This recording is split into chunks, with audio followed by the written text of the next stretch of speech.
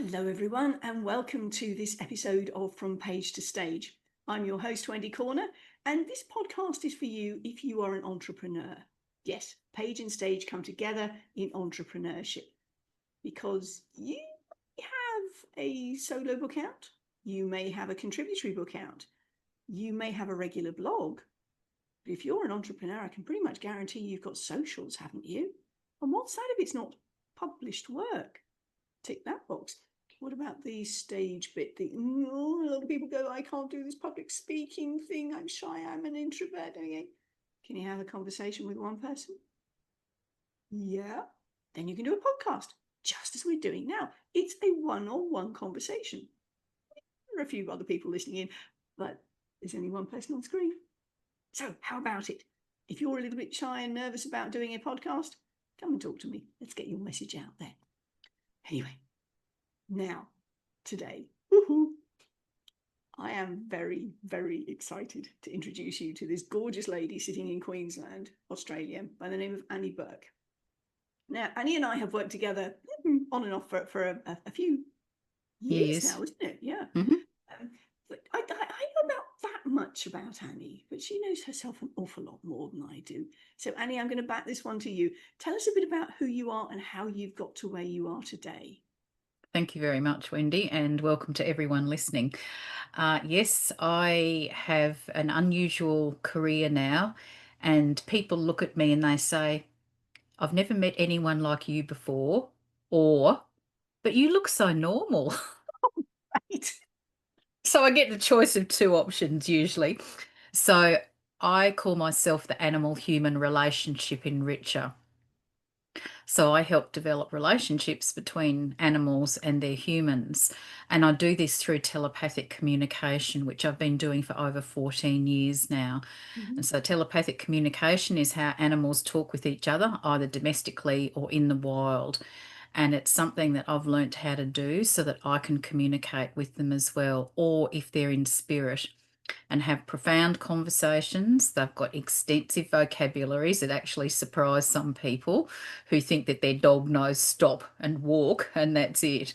And it's just been a revelation discovering the wisdom that our animals have and how they can help us in this lifetime and how they've helped us in past lives as well, which I knew nothing about until they started educating me. So I have conversations and I now also help animal parents and animal professionals master telepathic communication themselves so they can then talk with their own animals and clients. Okay.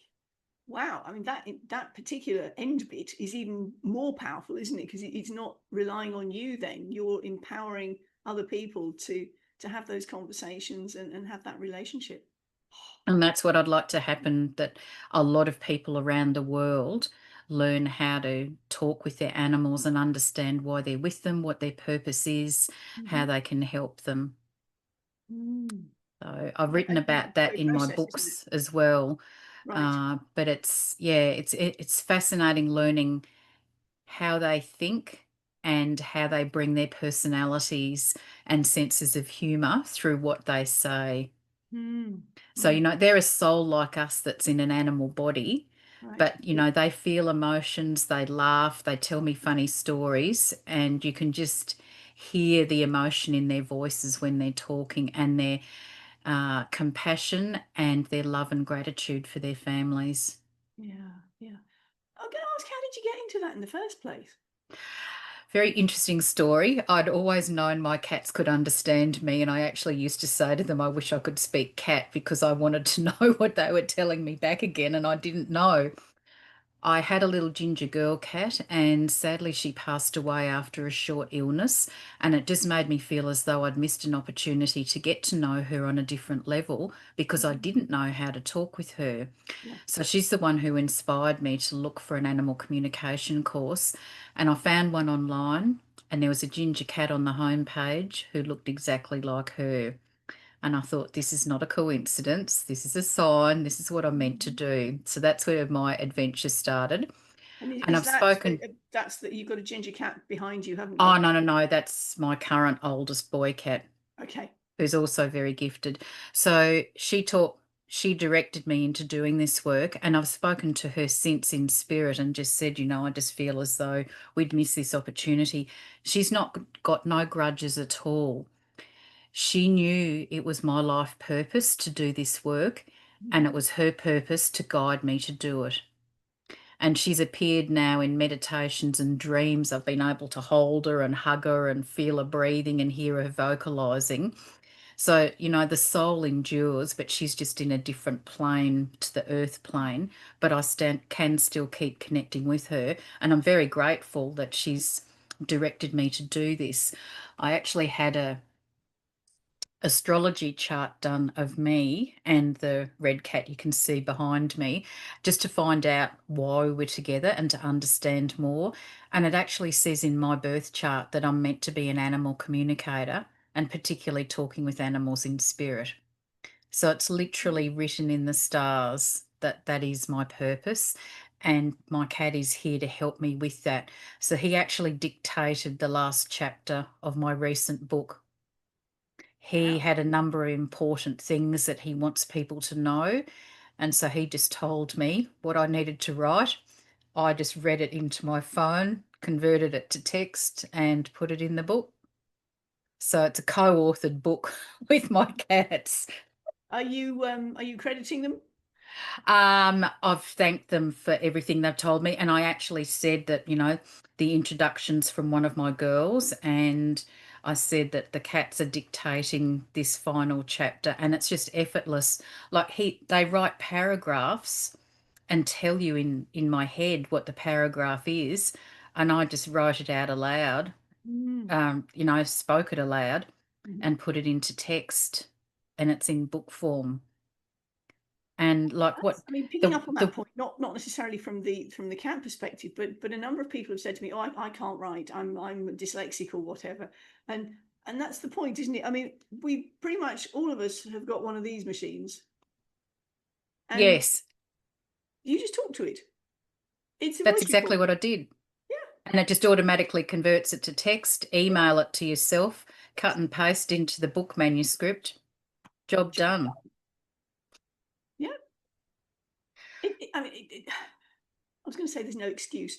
It's life is a lot easier now in terms of technology, so that for people who have had those barriers in the past, the only barrier now is what you're telling yourself. Yeah, it's the blocking, and that's hard.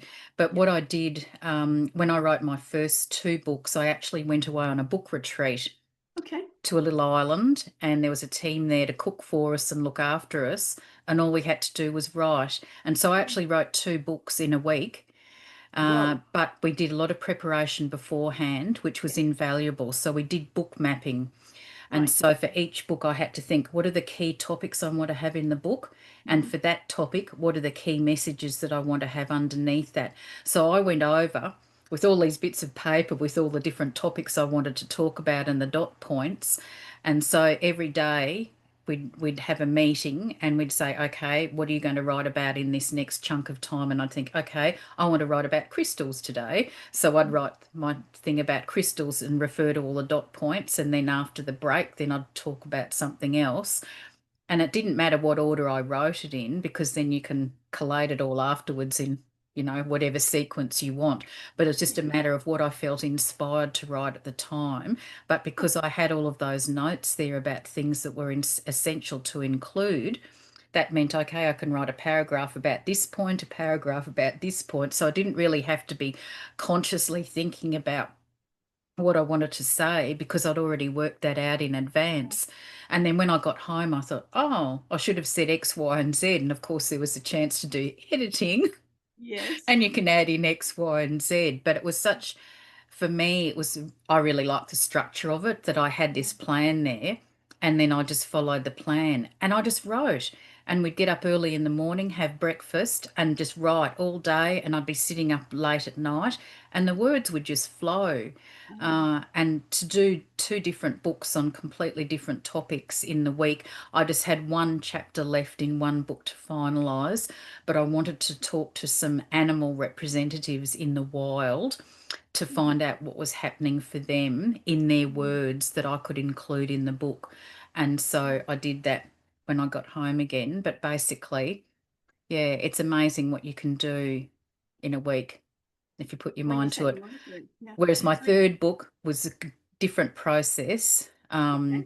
and it took a lot longer because I hadn't done that mapping out beforehand. Plus, I had my cats telling me what topics I needed to write about to include in the book because they know what people are now ready to hear and Mm, absorb. So that was really interesting, making sure that I was ticking off all the things they told me. And yeah. it sounds really weird to talk to someone who's never met me to say my cat told me what to write in a book, but my particular cats are here to help me with my spiritual work. Yes. And they're very knowledgeable and they're here as teachers for me so they can tell me what I need to know. And they've told me stuff to write in this last book that they've never told me before. So it's just a huge education journey, Mm. writing the books, with or without your cats. But One of the things that I often say to people is sticky notes. Good old-fashioned sticky notes. I keep a block of them with me wherever I am, because then you can write down a single idea on one piece of sticky note. Now, I'm, as you know, traveling around the world, and so if I'm in anywhere for any length of time, they get slapped up on the wall, mhm, because I can then physically move them as I'm seeing the book emerge. But as you say, yes, there are times when something comes up around one book and something comes up around another. And if you're writing more than one at one time, you can write it, you get it out, get it up, and then you can start to see where the flow of the book comes. And yes, you can then put your subpoints on after you've done that. But that's the way that I find is really helpful if you're overwhelmed by all this wonderful stuff milling around, and well, let's. there's so much information and wisdom that you want to share, but it's getting it out in an order that makes sense for somebody else reading it who hasn't experienced what you've experienced. Yes, yes. And so my second book is all about spiritual development. And I knew nothing about waking up Mm-hmm. spiritually until it happened to me. And I'd never read anything about it, never heard anybody speaking about it. And I thought, what's going on? Yeah, And I couldn't really find a lot of things to help me. So I thought, I'm going to write a book based on my experiences and sort of the metaphysical inquiry journey that followed on from that, because I was just curious about all sorts of things. So, the energetic body, how the chakra system works, the importance of meditation and meeting your spiritual guides and having conversations and accessing wisdom. So, all different chapters. It doesn't necessarily have to be read in any particular order, yeah. but I've found now that the books actually help activate people. So, my first book about animals, I've had people read that and suddenly it's activated their telepathic channel and they've been able to hear their animals or other animals. I had a lady in the UK who read it and she said, I was driving along the street and I could hear what the dogs on the footpath were saying. Like she was just amazed that it just clicked it on and Yeah. she could hear these voices. So I think when you're writing, you're not on a conscious level aware of how much your wisdom is going to change and transform whoever reads it. And that it's powerful to know that you can make a profound difference to other people just by sharing your experiences. Absolutely, absolutely. An audience, this is not only in the spiritual realm, sort of thing, all the wonderful wisdom that you are bringing to your business because you've discovered a void, you've experienced something that there's missing, you've been through it, you've worked out how to do it. That is invaluable for other people. And if you're feeling though, I don't really want to do this, it's all exposing me, it's not about you, it's about the message. You just happen to be the mouthpiece for the message. Yes, And if you focus on that, it takes away so much of the self-doubt, the yes. self-confidence issues, and the nerves if you're talking about it as well. But anyway, Annie, I want to take you back in time. When Hmm. did you first realize that you had a penchant for writing? You enjoyed the writing stuff. Way back in primary school. I just loved writing, creating stories, writing plays, all sorts of things. And at the time, as I got a bit older, I was interested in writing thrillers because I loved reading them, and I thought that's what I'm going to do. And then that just completely changed tack to my newly discovered experiences with animals and wanting to get my animal stories out into the world, because I've now realised that's my mission, is to raise global awareness about the importance of animals. And so writing my books is a big part of my mission, but also leaving a legacy, which I know you've spoken about before, that by what we're writing, even after we've gone, that wisdom that we've shared is going to be there to help the generations that follow. And Yes. so, it's a huge sense of achievement, as you know, when you finally finish your book and you get it published after Yes. you've read it so many times during the editing phase, and finally it's actually in print and it's real. Um, but it's a sense of gratitude that you've been able to come through the journey and create something that's unique and it's really you and your messages that you want other people to know. Yeah. So yeah, these aren't the books that I thought I was going to be writing years ago, but particularly my most recent book, which is really to help people that have had to say goodbye to an animal. I Yeah. felt compelled to share, because I've had to say goodbye to lots of animals too, that with what I've learnt now, with talking to animals in spirit, with experiencing soul reincarnation personally, which I knew nothing about, and I've now been able to help lots of other people experience as well, it gives people hope. Mhm. Like they now know that they are not truly separated from their animal, that we can always connect with them in spirit. Mhm. And a lot of them do reincarnate and come back to us for another lifetime. And that's the most incredible thing that animals have taught me. And I really needed a platform to get that message out, because there's so many grieving animal parents around the world who don't know that they can connect with their animal, and they just fear that once the excuse me.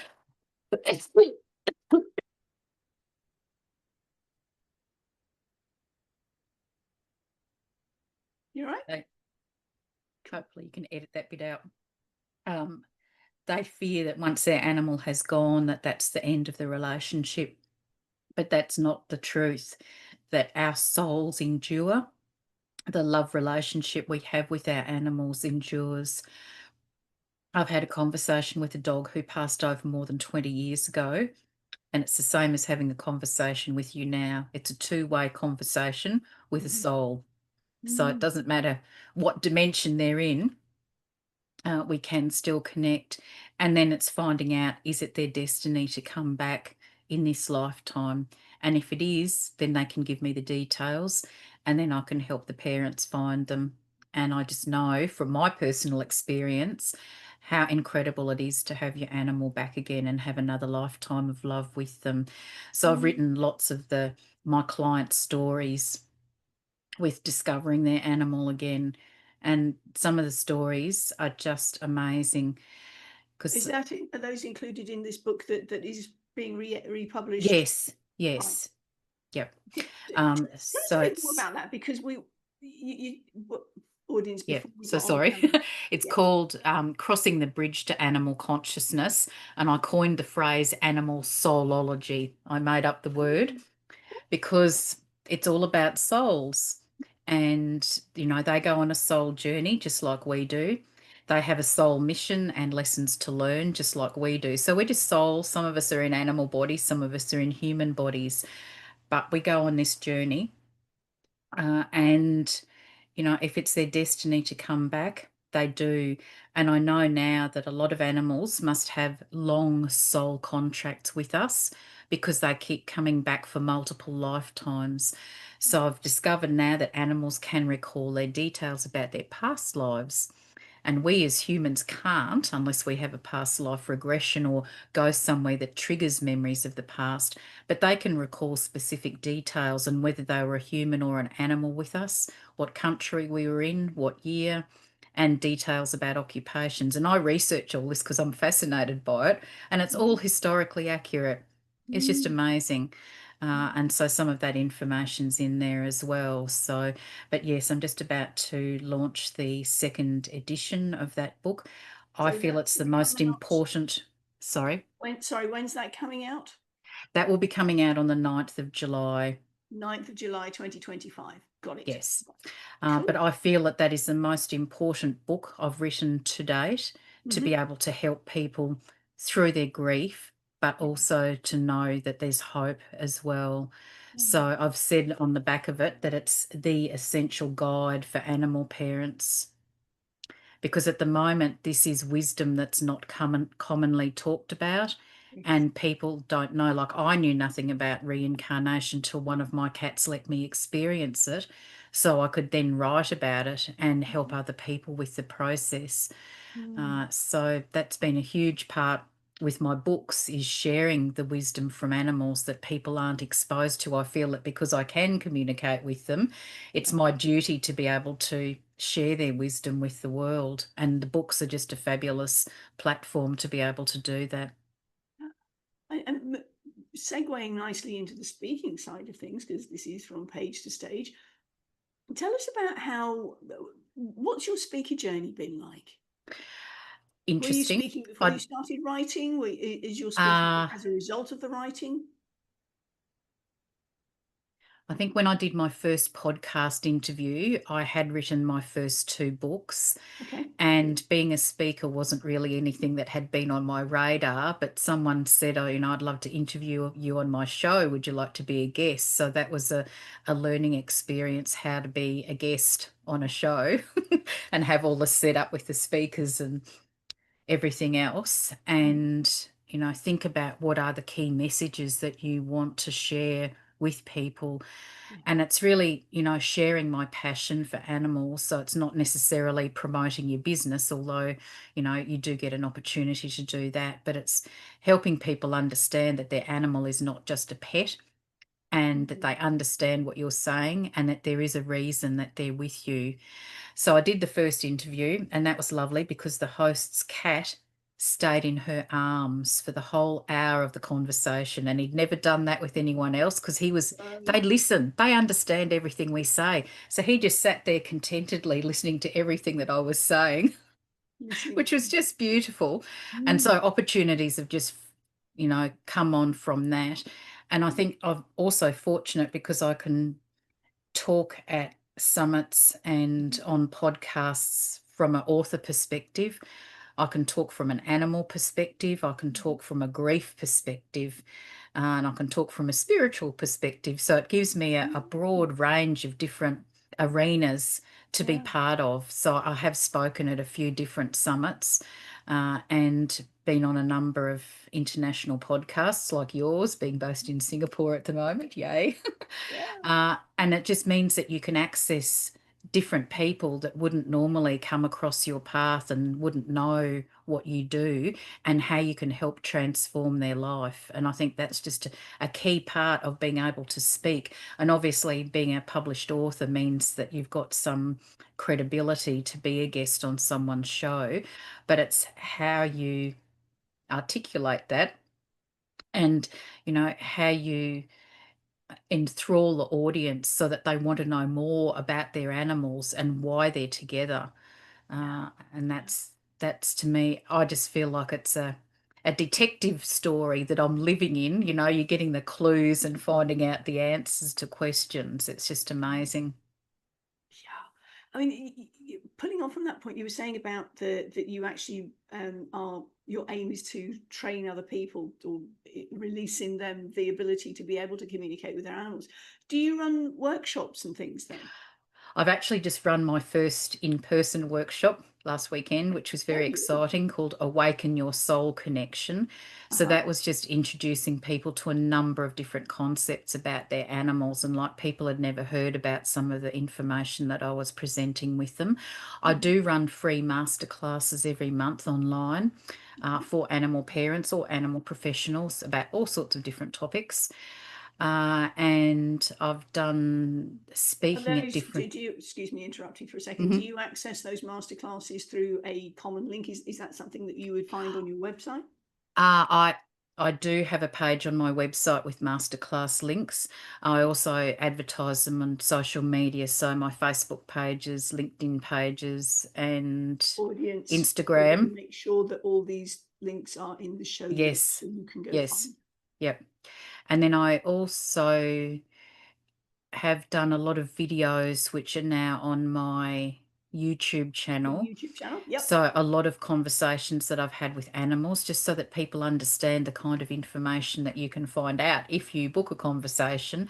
I've also got some explainer videos about how I work, because how I get the information is a bit different from other people. But it's just sharing that passion for animals and just wanting to share their wisdom with the world. So it's all those different ways that I Mm. speak. So I've done a lot of podcast guest interviews. I started my own podcast called What Animals Tell Me, because they do tell me such fascinating information. But I've now stopped that and just focusing on the videos for the YouTube instead, so the information can still get out there. Yeah. Well, I mean, to a certain extent, well, this is a podcast and it's on YouTube. Yes. So I think we're moving away from the audio only podcasts. They are still valid and obviously audible at Spotify and Apple and all of those Hmm. wonderful platforms still exist. But a lot of people actually like to see the video. Yes. So whilst you say you haven't got a podcast going, yes, you have. Still a podcast. You just need to think about it in a different way. Yeah, so there's still interviews that I've done with people that are on the YouTube as well. So it's a mix of different things that are there, but it's just, yeah, and people have found me from that and understand how I work, and that's all part of it, is getting your work out there so people who need your help understand that you can help them. Mm. I was hearing the other day that YouTube is overtaking Google as the main search engine. It's very powerful. So Mm. that's why, audience, you need to be talking about your stuff. Use your own YouTube channel. If you haven't realized and you have a Gmail account, you have a YouTube channel. You can pop stuff up there. Now, excuse me, if you're a little concerned about the speaky stuff, to start with, practice. You don't have to publish everything publicly. You can keep it as a depository of your early stuff, or you can bare your soul and you can show the progress. If you go and check out my YouTube channel, which you're watching this on, there's stuff back there from 7, 8 years ago. My word, there's been an evolution. I'm rather proud of my evolution, but you can see the progress. So, And I think, audience, yeah, it's getting more confident speaking. And obviously, the more experience you get with your field of expertise, the more confident you can be, because you know your stuff. And, it sounds very authentic when you're sharing your genuine knowledge. do you find there's a difference between when you've done in-person stuff and when you've done virtual stuff? Look, it was lovely actually meeting some of the people at the workshop, and some of them had been to some of my online events, and most of them were total strangers who'd never seen me before. But I think having that interaction and the questions afterwards, Yes. and how they engage, that's a bit different to sitting in a Zoom room and having those interactions. But I mean, people still ask questions, and I can interact via email with people afterwards. So it's building and maintaining those relationships, which is so important. But yes, it was great just to do that workshop. I did 2 in a row, which challenges the voice a bit. But yeah, it was just a wonderful opportunity just to give people a taste of my world with a passion for animals. Because I mean, the thing is, when you're doing an in-person stuff, I mean, workshop facilitation is a skill set in and of itself. Keynoting is a skill set in and of itself. MC work, oh my goodness, that is a completely different skill set to doing a Zoom stuff Yes. and the podcasting and all of that jazz. So there are complementary and different skill sets. So I'm that's why I was curious to see Great that you're doing And it in person yeah, stuff as well. and it was interesting because that was just all off the cuff. I hadn't written any notes down. I just knew I wanted to talk about a lot of different topics, Hmm. and it just flowed. Whereas when I do my masterclasses, I do prepare PowerPoints, and I've got, images there because they tell so much even without words with them. And so Yes. I've learnt that along the way too, how powerful it is, less is more. Mm-hmm. And yeah. Yeah. Audience, if you're ever doing a PowerPoint, please keep minimum text, a single image as you're talking about something. The picture paints 1,000 words. That image will always be capturing your text, what you said in your out of your mouth. So I mean, when I do PowerPoints, I very rarely have any, if much, text up. And when people say, "Oh, I missed it. Can I see the slides?" Well, you can, but you're not going to get much out of it because there's no words. So yeah, it's very Mm. powerful having the images up there. And I know Yes. I've seen some of your work, Annie, that you often have the images of the animals up there alongside sharing the conversations. And so it really draws you in because you can feel, I can feel the vibe of the picture of the animal pictured, and as you're speaking about it, you've got the two working together. Love it, love it. Yep, and that's what I did in the last book. I've actually got the photos of the animals that reincarnated, so I've got the before and after photos. Right. And I think people really engage with that because they can see sometimes they look very similar when they come back, sometimes they're completely different. But it's, you're hearing about their life and you've got that image to connect with. Yeah. Okay, so we talked about your writing, we talked about your Hmm. speaking, we talked about this wonderful re-edition, Hmm. because you're republishing something with extra material in it, isn't it? Just a small bit of extra material, but it was just the opportunity to, uh, yeah, just to reformat and, yeah, just bring it to the attention of more people with having a relaunch. Yeah, yeah. Mm. Okay. 'Cause I just love, anyone who's ever lost an animal, had to say goodbye, I'd love them to read it and get the peace of mind and, um, come to peace with their animals passing, but then have the hope and excitement knowing it's possible that they can come back again. Yeah, yeah. Oh, lovely, lovely. Audience, this, as we've said, this podcast is going out after the fact. However, by the time you've seen this, if you're in touch with me on my socials, you will have known about it anyway, because I'm going to do a quick splash, passing on that Annie's doing a launch. So we'll make sure that you know about it first. Thank you. Okay, so this book is coming out. Have you got anything else percolating under the surface? I have a number of ideas of things I want to create because I love being creative. I Mm-hmm. do have to write a third book in the trilogy about the animals. So Okay. I've done the bridge to animal consciousness, I've done crossing the bridge to animal consciousness, and then there will be the final book. But the animals haven't told me yet what that's going to be. Right. So I have to wait till I get told, and that will be Okay. that. I'm also looking at developing some online courses for people, not necessarily to do with animal communication because I've already got my mentorship program that people can do, but there's a whole generation of people having their spiritual awakenings at the moment that don't really understand what's happening to them and why all this weird stuff seems to happen, why you meet people who you think you've known for years and you've never laid eyes on them before. There's some very strange stuff that goes on. So I'm thinking of, um, doing some introductory courses to different topics around a spiritual awakening, Mm-hmm. as well as understanding animals more consciously. So, I've got animal consciousness in my book titles, and I think, I want to raise the global consciousness about the importance of animals. So, yes, I'm working on some courses as well. Cool. Got lots of plans, but my ultimate big, big, big, big, big goal is to build an animal sanctuary where I can rescue animals, but Okay. have retreats for humans to come to so they can learn animal communication while they're there and Wow. learn energetic healing. So the animals are going to benefit from that, but so will the people.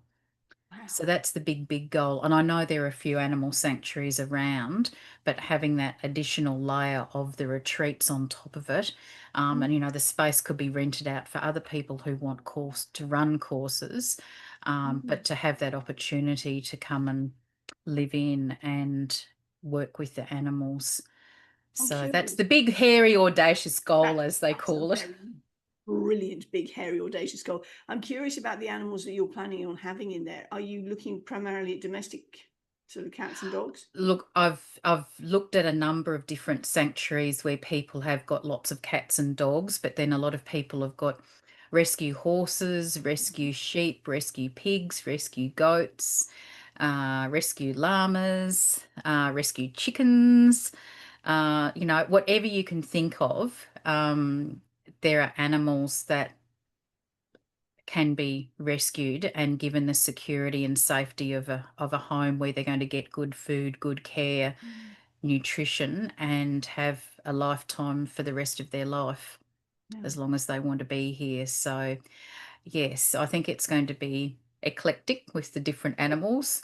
I've been looking at one sanctuary overseas where they've got about 60 rescue dogs that all live in this house with dad, and they all go to sleep in this ginormous bedroom God. with various ramps and things for the uh, less mobile animals to be able to get up onto a comfortable bed. So there's a lot to look into because there's, Mm. things about transport for them, veterinary care, Mm. nutrition, supplements, food, permanent water supply, Mm-hmm. all of those different things just around their care. And So I mean, that's if you've got one species, so like you've got dogs. I mean, there's dogs and cats are notoriously not happy bedfellows, and so sort of negotiating the living space so that it's they. interesting because these ones are all in together, and they all. I've seen a few different sanctuaries where they've got big areas for the cats to roam around in. They're meshed off so they're not getting out in the wild. But there doesn't seem to be any disagreements between them. They go running around, and there's tons of food bowls and water bowls, and Okay. but that's the advantage of being able to communicate with them, that you can tell them that this is their forever home, they're safe here. Mm. But you'd like them all to be able to tolerate each other, even though they're not necessarily from the same family, Mm. and just sort out if there are any issues. So Mm. I don't know yet where it's going to be or how it's going to come into form. I've just known this for years and years and years that this is the end goal, and so I'm working my way towards that. How exciting! How exciting! Mm. I One of the things that I have been amazed at, I was reflecting on it literally just yesterday. I've seen, I've been traveling around quite a lot in the last year, and I've seen places where feral dogs are quite the thing. I would say Hmm. feral. They're strays. They're not being looked after by anyone in Yes. particular, but neither are they feral. But there are also places that have got feral cats.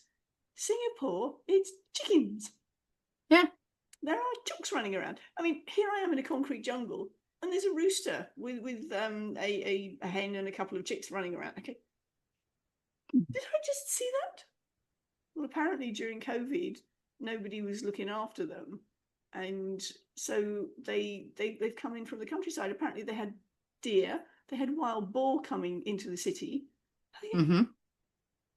Oh, okay. I mean, the deer and the wild boar have disappeared since COVID passed through, and everybody's out walking around, but the chooks are still about. Hmm. So in the concrete jungle at 5 o'clock, you still get the cock-a-doodle doo, and I go, okay, this Mm. is different.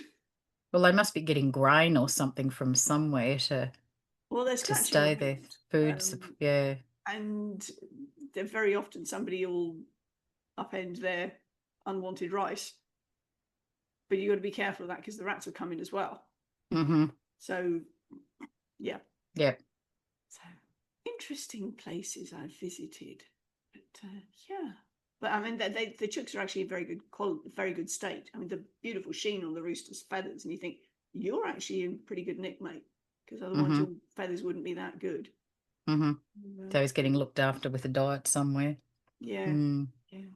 Oh, so many questions, so many questions. Annie, Mm. how do you embody your words when you take them from page to stage? I think there's a lot of key messages that I like sharing, so they're kind of forefront in my mind when I talk. Mm-hmm. And I've just had so many conversations with animals now and really funny stories that they've told me that make me laugh. So I've got a repertoire of different stories that I can pull from. And it's just working out, what do I need to tell this audience? What's going to be Yeah. entertaining for them, but to showcase the magic of animal communication. So, Mm. Yeah. and if it depends on the topic of the conversation. So I've done Yeah. some podcasts that are specifically about grief, Mm-hmm. so I can tone the stories to that. Or Yeah. if it's something really different, then you can have a more uplifting focus on the conversation. So Mm. it really varies on the audience and Mm. tailoring it to that.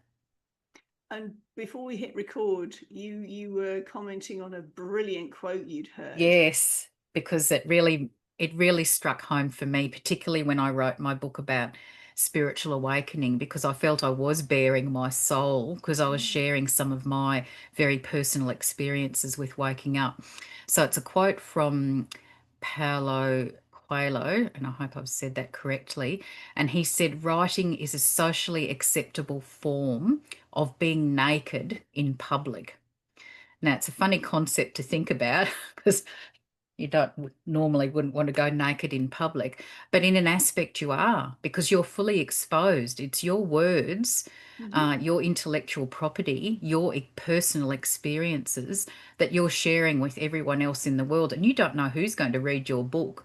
Exactly. Or what they're going to think about what you've shared, but it's being vulnerable and knowing that what you write is going to make an impact for someone else and help them, and so you've got to forget about what it's really doing for your vulnerability. And I think the more Mm. honest and genuine you are, people are more likely to resonate with that and it will help them as well. Yeah, absolutely.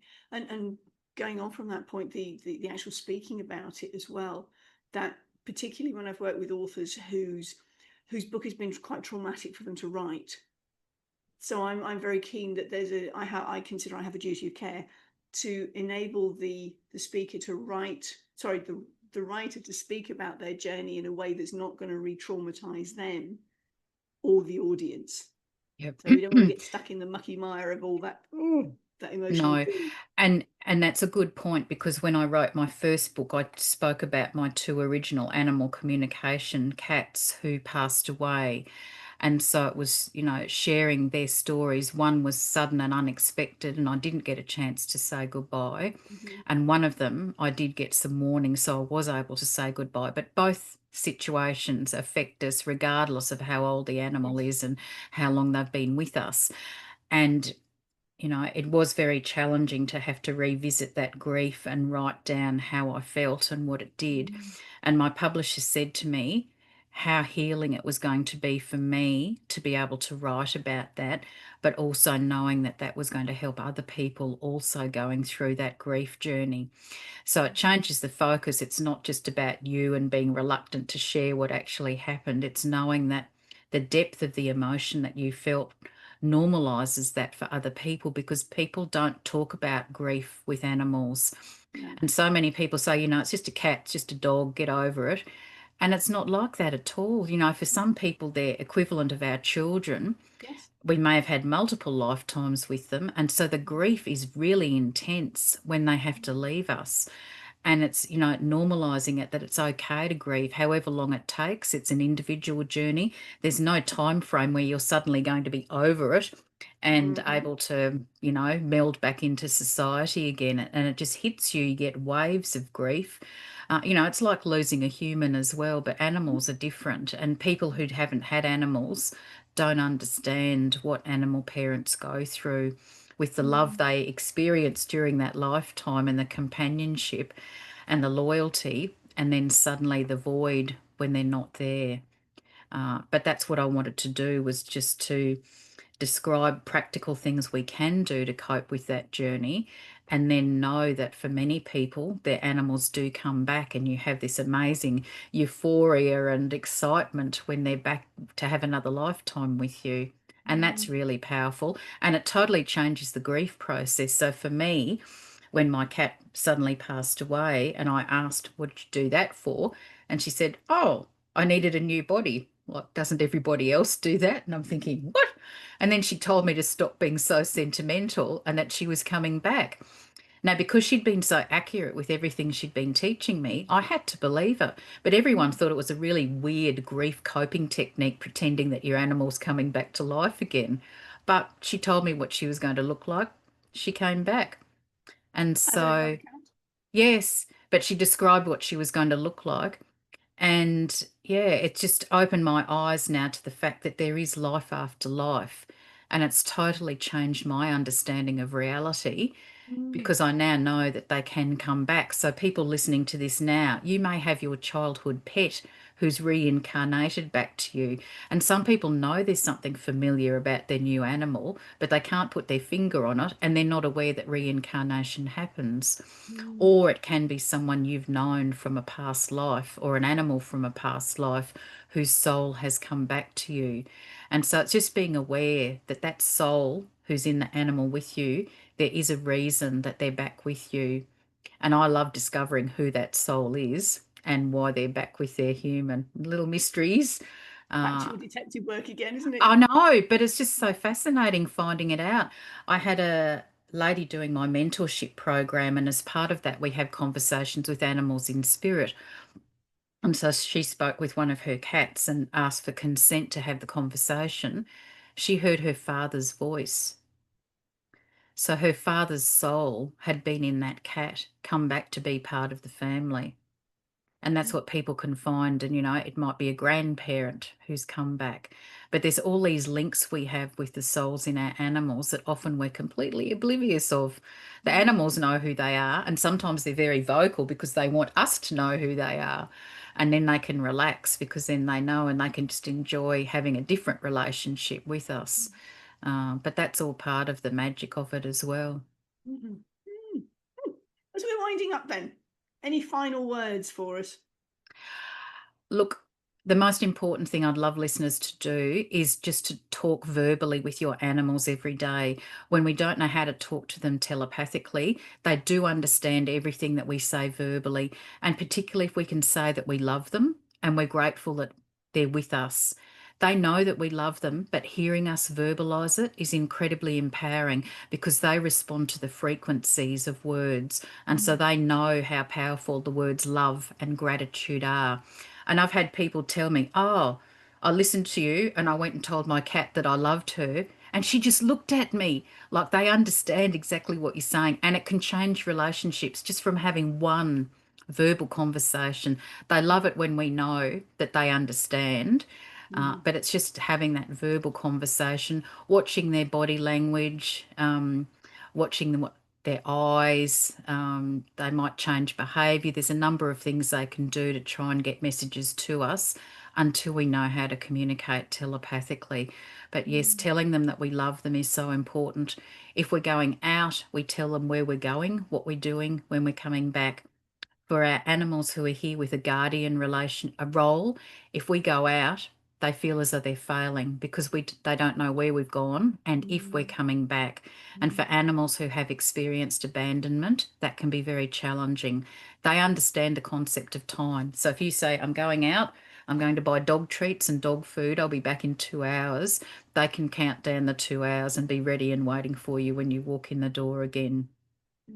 So it's just being conscious of, having those conversations with them. They just love a running commentary. One of my cats said to me, I just want to be involved. Like, they just want to know what you're doing. They want to be there to listen to you and support you. So it's just really enjoying the time that you've got with them and letting them know how much you appreciate them.